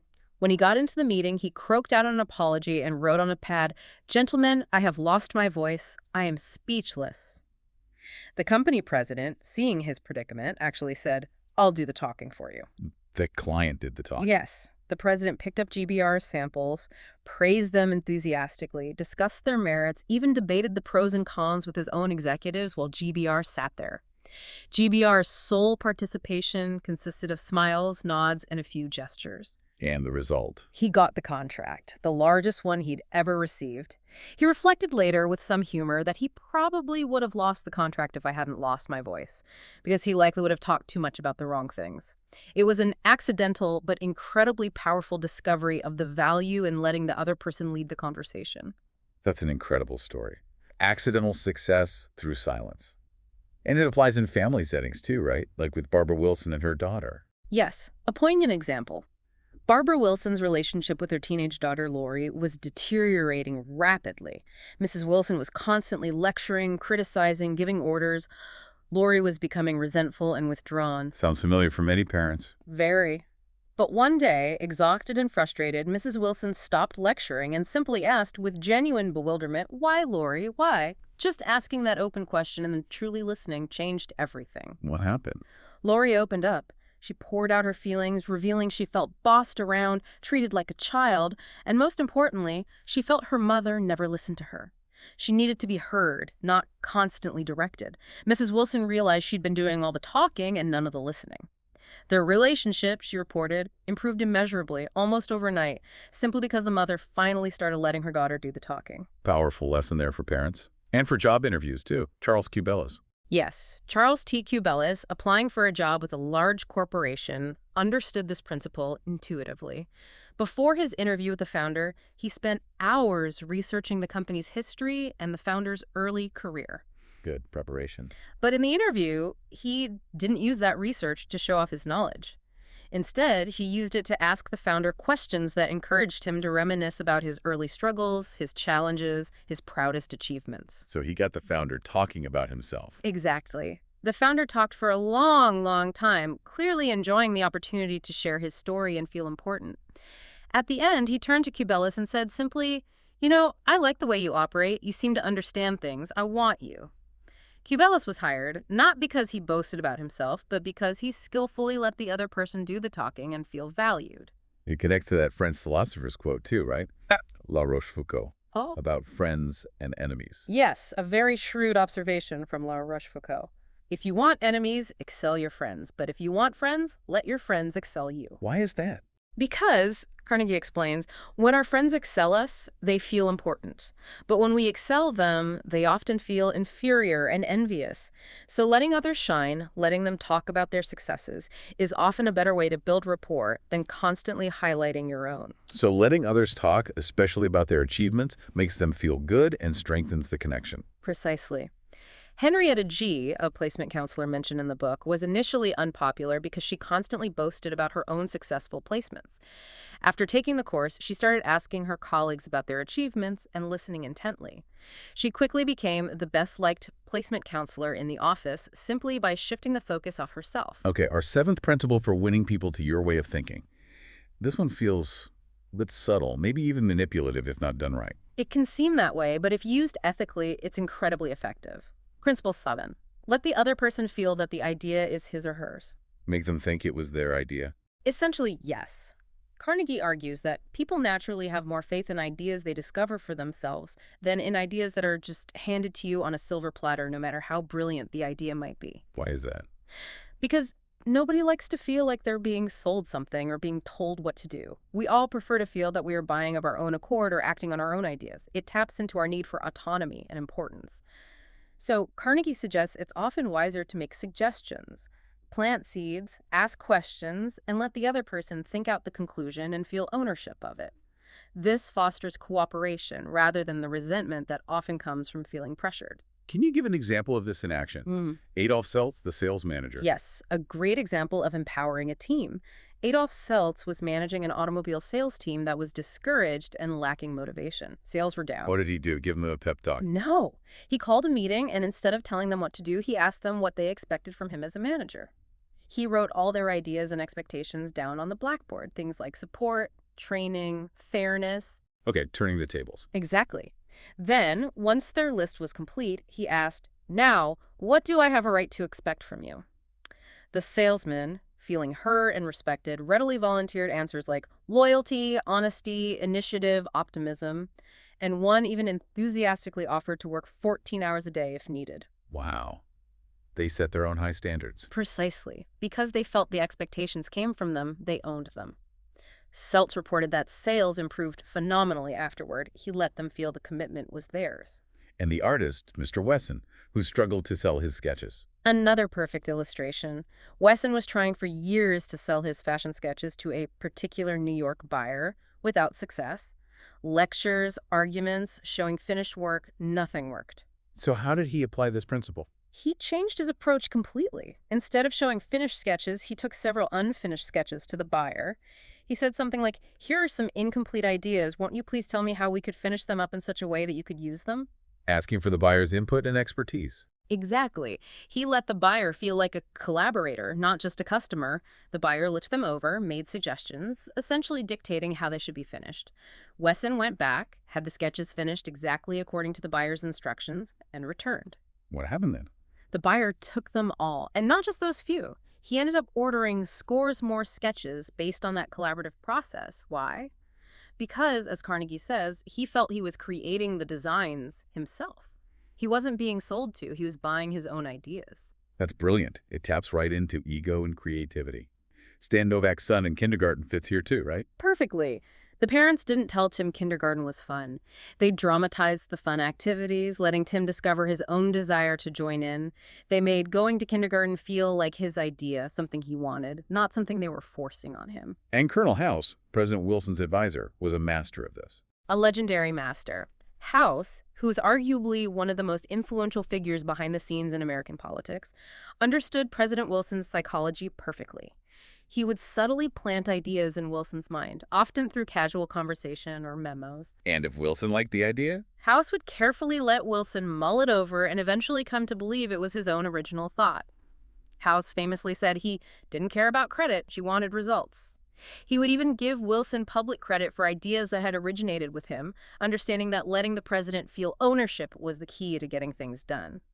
He knew, as Carnegie says, that everyone we come in contact with is just as human as Woodrow Wilson, driven by that same desire to feel their ideas are important. That takes a remarkable lack of ego, doesn't it? To prioritize the result over the credit. It really does. It's perhaps the ultimate application of this principle, selfless influence for a greater goal. All right, let's turn our attention now to the final section of the book, which is all about how to change people without giving offense or arousing resentment. These really feel like core leadership principles, leveraging everything we've discussed so far. Absolutely. This is where it all comes together in terms of practical leadership and influence. And our first principle here feels crucial for setting the right tone before offering any kind of correction. Begin with praise and honest appreciation. Yes. This principle acts, as Carnegie colorfully puts it, like a barber lathers his customer before he shaves him. Huh. Good analogy. Soften them up first. Exactly. It prepares the person emotionally to receive suggestions or corrections, making them much more receptive and significantly less likely to feel attacked or become resentful. Sincere praise establishes goodwill and mutual respect first. Then, any subsequent criticism or suggestion feels less like a personal attack and more like constructive feedback delivered by someone who values them. President Calvin Coolidge used this, right, Yes. with his secretary. Yes, a classic Coolidge anecdote. Apparently, he came out of his office one morning and said to his secretary, "That's a very becoming dress you have on this morning, and you are a very attractive young woman." Wow, quite a compliment from Silent Cal. Indeed. The secretary was thrilled, blushing. Coolidge then gently added, "Now, don't get stuck up. I just said that to make you feel good. From now on, I wish you would be a little more careful with your punctuation." Huh. The lather before the shave. Perfectly executed. The praise made the gentle correction much easier to accept. President McKinley used a similar approach. How so? He had to listen to a speech written by someone in his party for a campaign. This speech was apparently quite poor, but McKinley didn't just tear it down. He found whatever positive points he could, praised those sincerely and warmly first. Then he gently explained why other parts of the speech might not have the desired effect, suggesting alternative approaches, all without dampening the man's enthusiasm or making him feel foolish. He built up first, then guided the correction. That takes tact. And Lincoln used this masterfully, too, in that letter to General Hooker. Oh, that letter is an absolute masterclass in leadership communication, especially under pressure. This was during the Civil War's darkest period. Lincoln had just appointed General Joseph, Fighting Joe Hooker, to command the Army of the Potomac, despite having serious reservations about him. Okay, so he needed to address those reservations. Right. He wrote Hooker a letter that contained some pretty sharp criticisms. But how did he begin the letter? Not with the criticism. He began with extensive, heartfelt praise. He called Hooker a brave and skillful soldier, acknowledged his valuable self-confidence, affirmed his non-political stance, which Lincoln valued. Laying a strong foundation of appreciation first. Exactly. Only after establishing that base of respect and appreciation did Lincoln delicately address his concerns about Hooker's critical spirit towards other officers, his ambition, and his past rash statements about needing a dictator. And even then, he softened the blow, assuring Hooker of his full support. It's a profound example of beginning with appreciation even, or perhaps especially, when delivering tough, necessary feedback. Truly remarkable leadership. And W.P. Gaw used this too with the supplier. Yes, a simpler but effective example. Gaw, working for the work company, needed to expedite an order from a subcontractor whose president had the unusual name of Dugan. The delivery was delayed.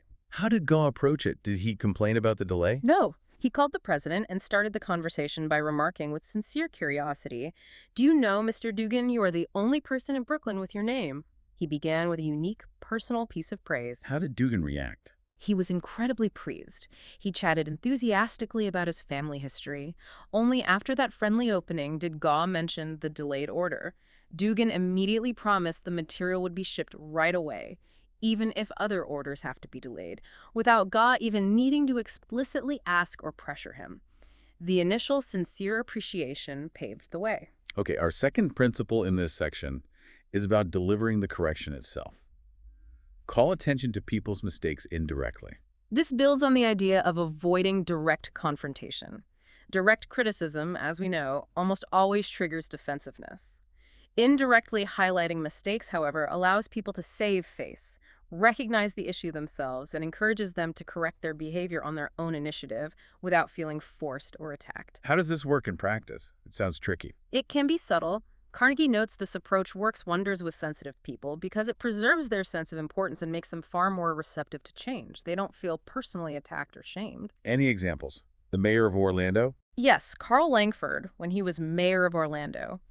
He claimed to have an open-door policy, but citizens were constantly being blocked by his secretaries and aides, instead of directly reprimanding his staff. What did he do? He simply had the door physically removed from his office. No way. Took the door off its hinges. Yep. It's in a very clear but indirect message to his aides about what open door really meant, without a single word of criticism. They got the point immediately. That's clever and effective. What about changing but to and? How does that work indirectly? This is a brilliant, simple technique. Think about saying something like, "We're really proud of you, Johnny, for raising your grades this semester, but if you had worked harder on your algebra, the results would have been better." Yeah, the but kind of cancels out the praise, doesn't it? Makes it feel insincere. Exactly. The listener often hears the but as the real message, and the initial praise feels like just a setup for the criticism. Now, change that but to and. "We're really proud of you, Johnny, for raising your grades this semester, and by continuing that same effort next term, your algebra results can be right up there with all the others." That feels different. More encouraging. Right. The praise remains credible, and the suggestion for improvement feels like a natural continuation, an addition rather than a negation. It calls attention to the area needing work indirectly, framed positively. Marge Jacob used this with construction workers, too. Yes, another good example of indirectness. She was supervising construction workers who were leaving a terrible mess after finishing their work on a house remodel. Did she yell at them? No.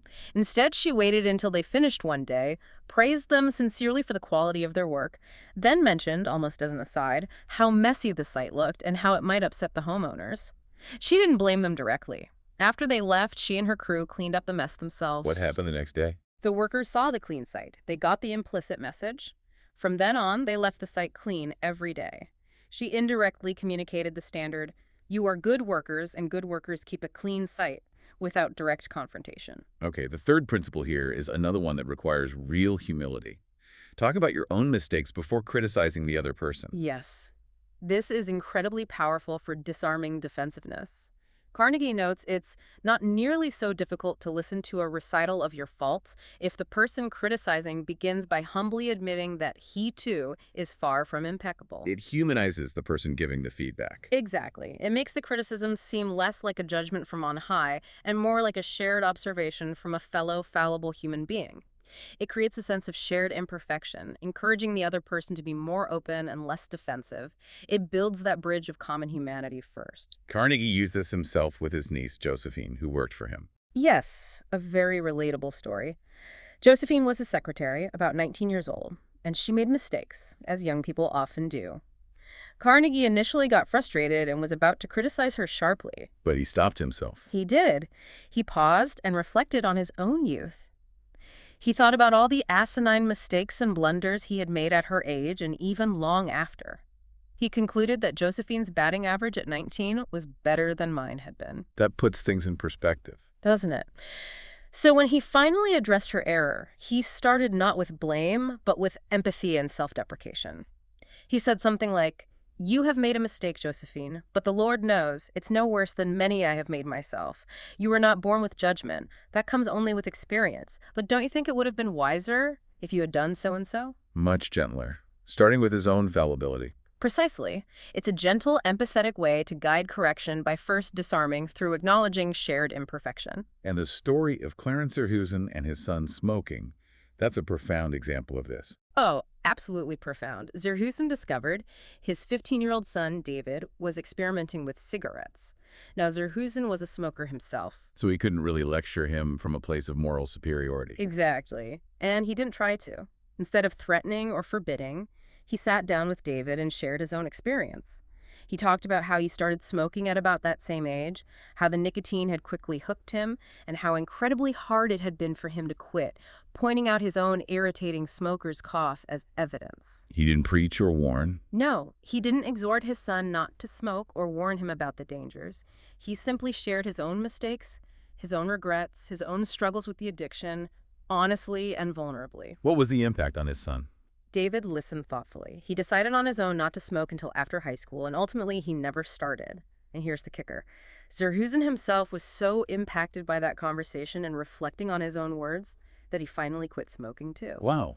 Both father and son benefited. It's just a powerful illustration of leading by honest self-disclosure of your own mistakes. It created a far deeper, more lasting impact than any lecture or prohibition ever could have. Okay, our fourth principle in changing people without offense feels very empowering. Ask questions instead of giving direct orders. Yes, this taps into that basic human resentment of being told what to do. As Carnegie says, no one likes to take orders. Asking questions, however, achieves several things simultaneously. Like what? Well, firstly, it makes an order more palatable because it feels less like a command and more like a suggestion or a collaborative inquiry. Secondly, it often stimulates the creativity of the persons whom you asked, inviting them to participate in finding the solution. So it saves face and encourages cooperation. Exactly. It fosters a sense of personal importance and involvement, making people much more likely to accept and enthusiastically implement decisions they've helped to formulate. They feel ownership because they were consulted, not commanded. The vocational school instructor example shows the contrast clearly. Yes, Dan Santarelli told this story. A student had parked his car illegally, blocking a driveway at the school. One instructor stormed into the classroom and yelled, "Whose car is that blocking the driveway?" When the student admitted it, the instructor screamed, "Move that car and move it now, or I'll wrap a chain around it and drag it out." Ouch. How did the student react? He was furious, naturally, but so was the rest of the class. The instructor's hostile, commanding approach created unnecessary resentment and damaged his relationship with all the students. How could he have handled it differently using questions? Santarelli suggests he could have simply asked calmly whose car is in the driveway, and then, once identified, asked, if you'd move it, it would help others get in and out more easily, wouldn't it? Framing it as a question and a reasonable request would likely have resulted in the student gladly complying without any resentment at all. The question invites cooperation. The order demands submission. Ian McDonald, the plant manager, used questions effectively too. Yes, when faced with a sudden rush order that seemed impossible to meet. Instead of pushing his team harder or demanding overtime, he brought everyone together. He explained the situation clearly, the challenge they faced, and then he simply asked questions. What kind of questions? Things like, is there anything we can do to handle this order? Can anyone think of different ways to process it through the shop that might save time? Is there any way we could adjust our hours or personnel assignments that would help? So he invited their input and ideas. Completely. The team started brainstorming, came up with specific suggestions, and essentially developed the solution collaboratively. They felt ownership of the plan and tackled the order with enthusiasm, meeting the deadline successfully. Asking questions unlocked their collective creativity and commitment far more effectively than giving orders would have.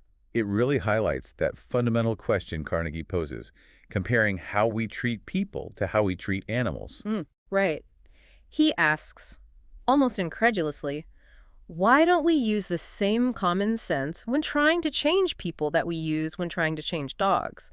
Why don't we use meat instead of a whip? Why don't we use praise instead of condemnation? It emphasizes how intuitive positive reinforcement should be, yet how often we forget to apply it in our human interactions. Which brings us perfectly to the fifth principle. Praise the slightest improvement and praise every improvement.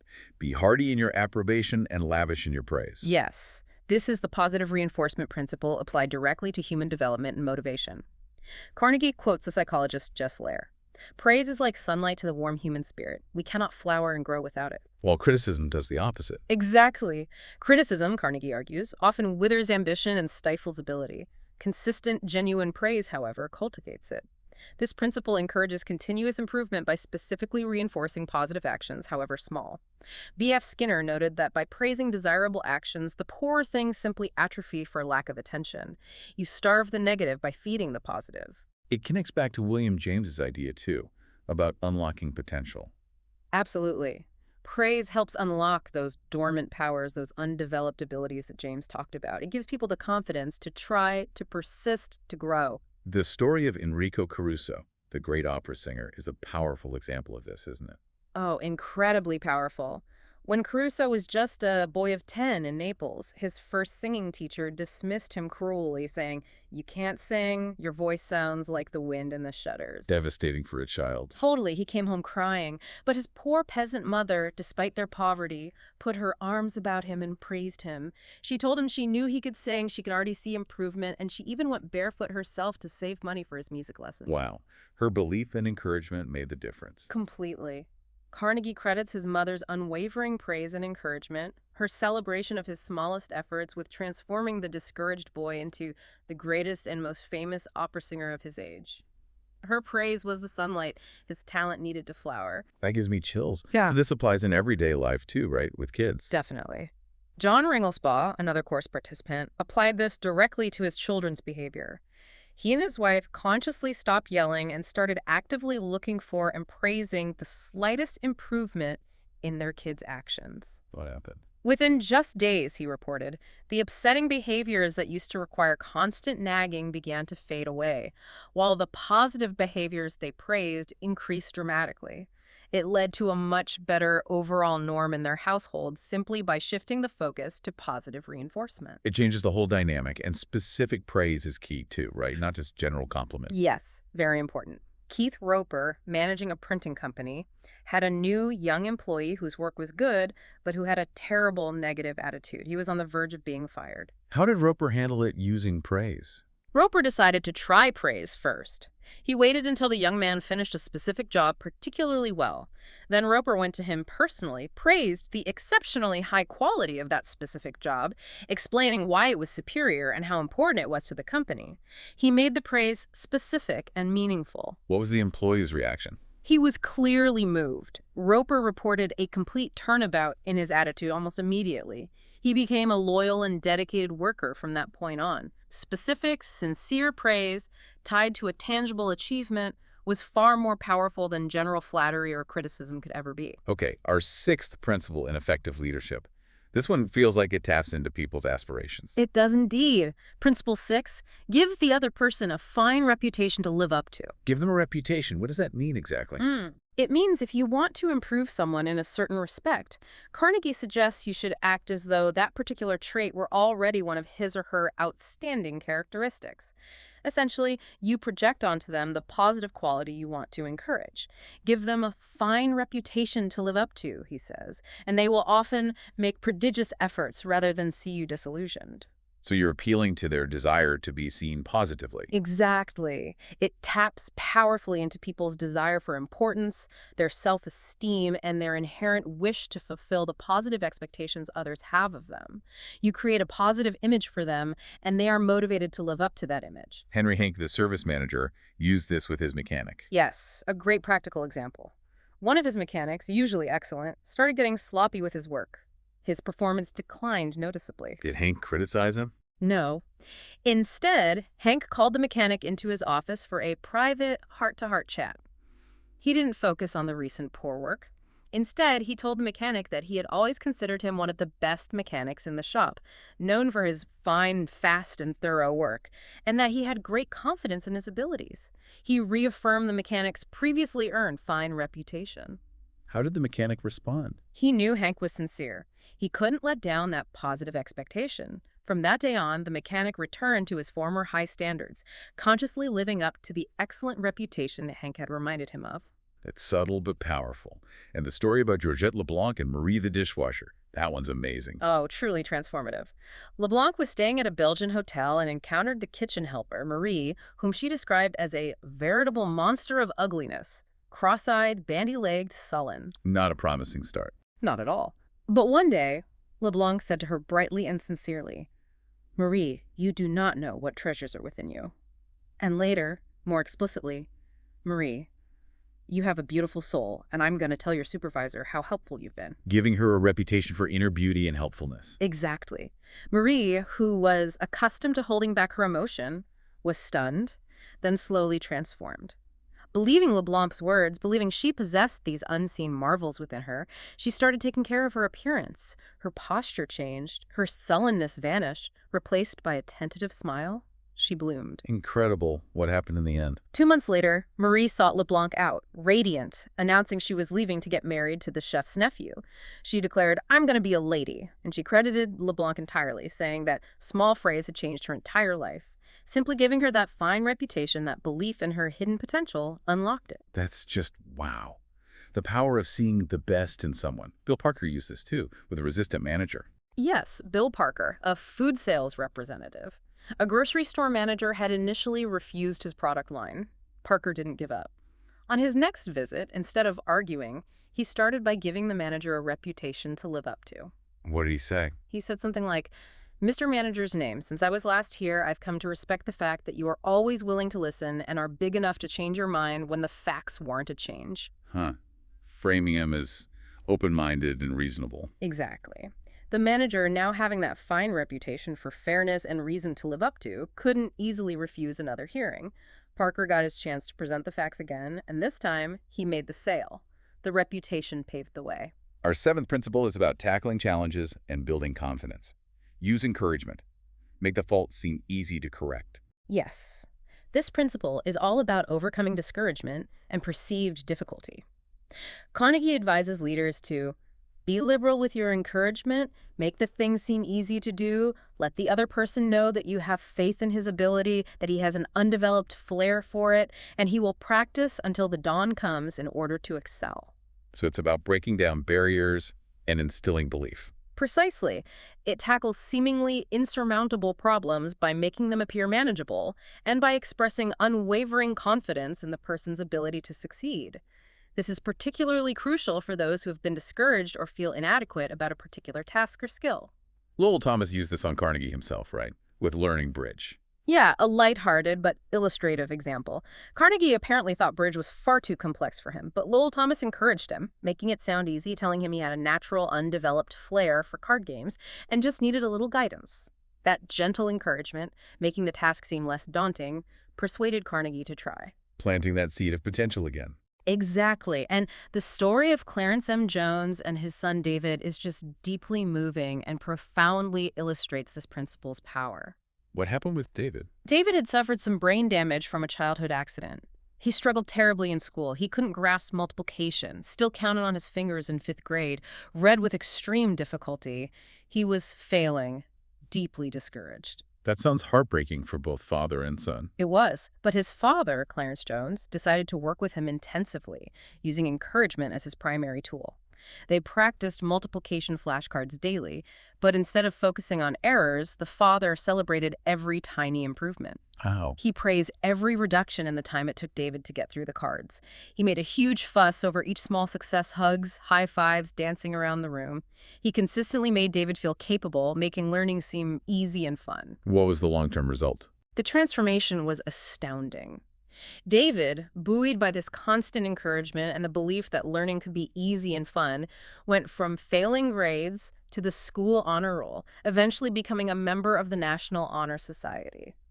His father's relentless encouragement, making the daunting tasks seem achievable step by step, fundamentally changed the trajectory of his son's life. That's just incredible, the sheer power of focused encouragement. It truly is. It shows how making faults seem easy to correct, combined with belief and praise, can unlock potential that even seems lost. Okay, our 8th and final principle in this leadership section. This feels like the ultimate goal, integrating everything else. It really does. Principle 8. Make the other person happy about doing the thing you suggest. Happy to do it, not just willing, but happy. Exactly. This is the pinnacle, isn't it? Getting people to want to do what you suggest, to feel intrinsically motivated, rather than feeling forced, obligated, or resentful. How do you achieve that? Well, this principle really integrates many of the preceding ones we've covered.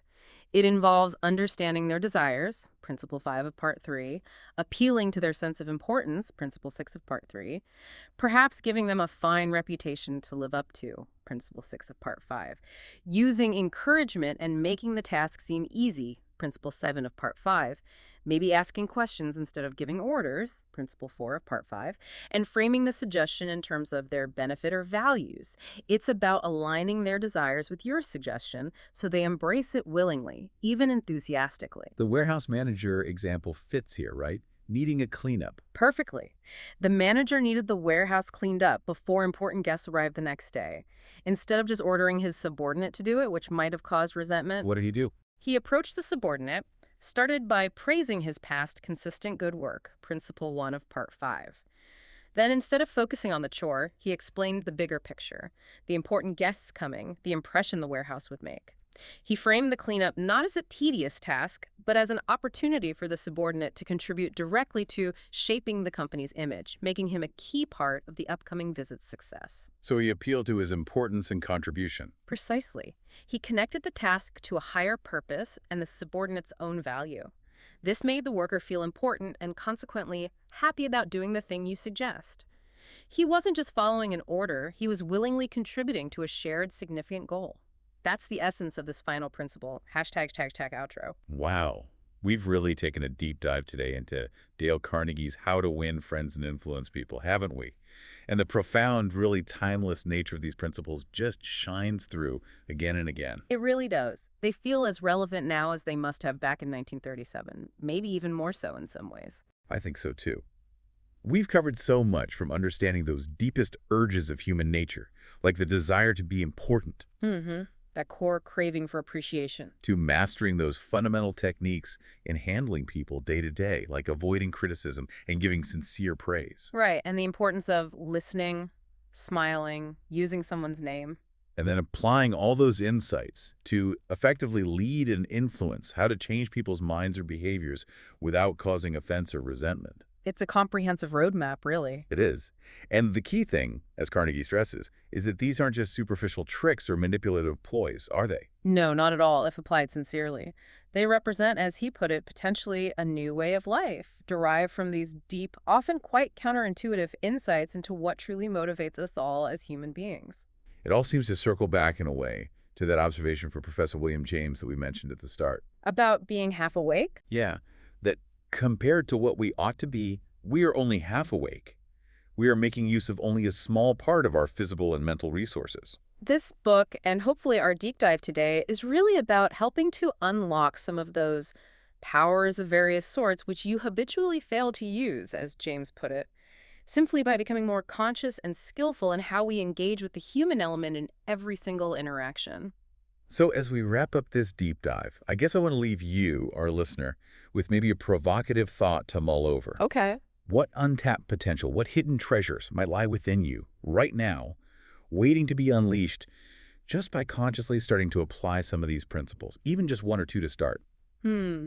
That's a powerful question. And maybe even more profoundly, what incredible transformations could you potentially spark in the lives of the people around you, your colleagues, your friends, your family, simply by making a more consistent effort to understand and value that fundamental human need we all share, the need to feel important, appreciated, and truly heard? The challenge, as Carnegie himself emphasized, isn't just in knowing these principles intellectually. We can all nod along.